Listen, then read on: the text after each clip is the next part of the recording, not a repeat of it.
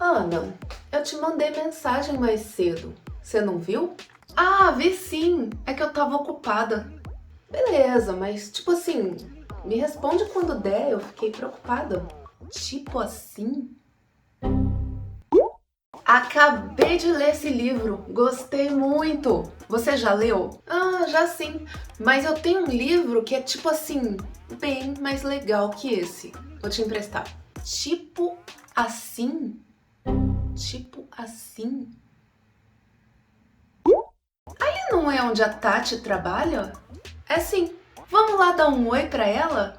Cara, tipo assim, você pode ir lá se quiser, mas ela sempre tá trabalhando na rua, então, tipo, não tenho certeza se ela tá lá agora. Amiga, para de usar essa palavra, tipo assim. Eu não entendo.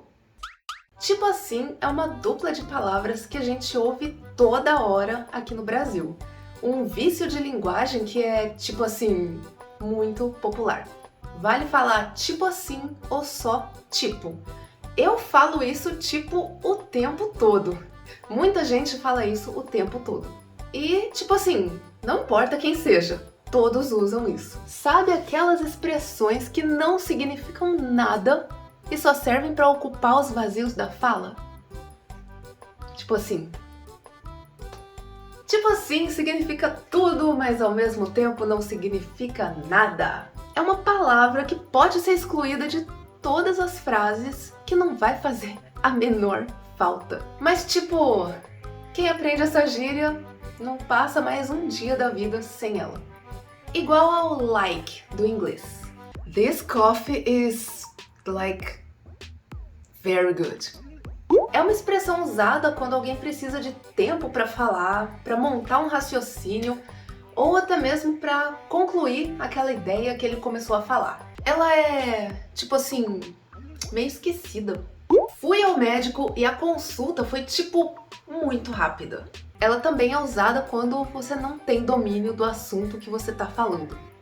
Para fazer uma receita de pão sem glúten, precisa, tipo assim, misturar, sabe, tipo, tipo quando a gente mistura farinha de chia com água, sabe? Tipo assim também pode ser usada para começar a falar alguma coisa com o mesmo sentido que então. Tipo, a gente precisa falar sobre aquele filme. Tipo assim, eu acho que é uma das muletas linguísticas mais comuns e mais usadas no Brasil. E agora me conta aqui nos comentários se existe algum vício de linguagem tipo esse aí no seu idioma, no seu país. E qual é esse vício de linguagem e o que ele significa? Espero que tenham, tipo assim, gostado do vídeo e que a gente se veja nos próximos vídeos. Fui!